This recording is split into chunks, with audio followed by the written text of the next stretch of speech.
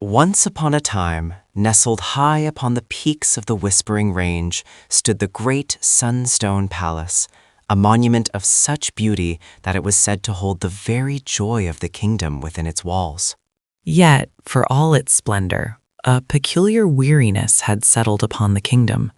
The colors seemed muted, the laughter fainter, and the palace itself felt cold, particularly in the sprawling western wing. Our heroine, a diligent palace groundskeeper named Elara, could not ignore the quiet melancholy. She alone heard the strange sound echoing from the deepest, oldest halls, a faint, rhythmic tick-tock, like a dying heart. Following the sound to a forgotten corner of the royal library, Elara discovered a loose stone. Behind it lay not treasure, but a brittle, rolled-up parchment, a map marked simply the heart. The map led her down a staircase concealed behind a tapestry of faded royalty, plunging her into a silence deeper than the earth itself. She was entering a place the palace had tried its hardest to forget.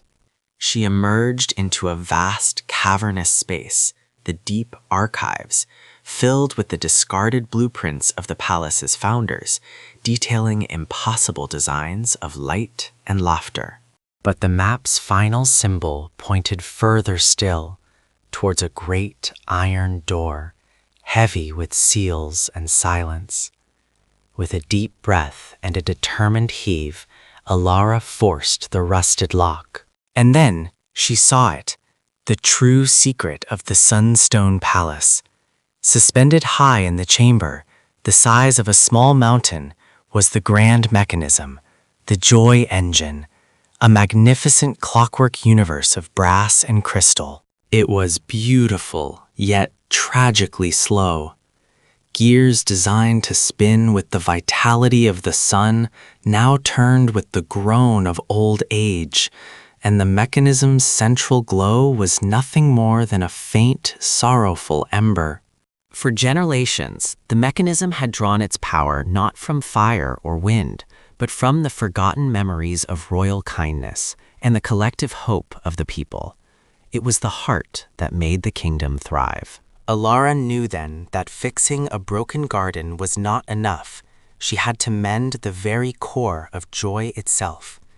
She found a massive winding lever, but it was seized tight, resisting her every effort.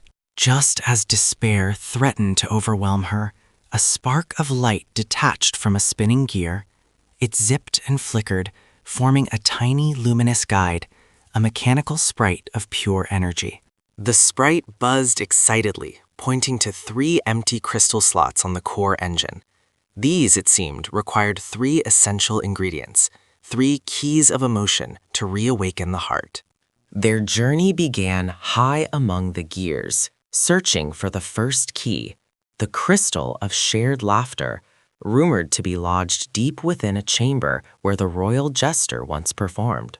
They found the crystal, a gem shimmering with echoes of joyous sound.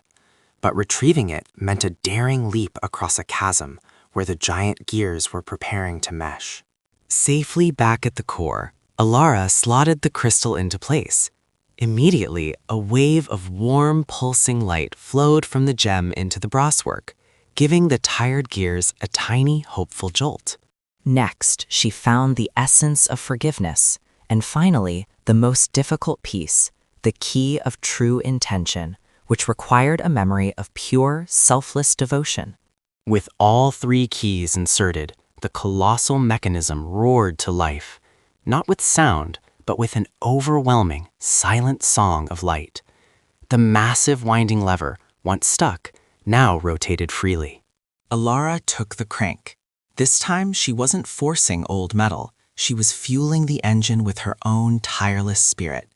She wound the mechanism, pouring her hope and hard work into the core of the palace.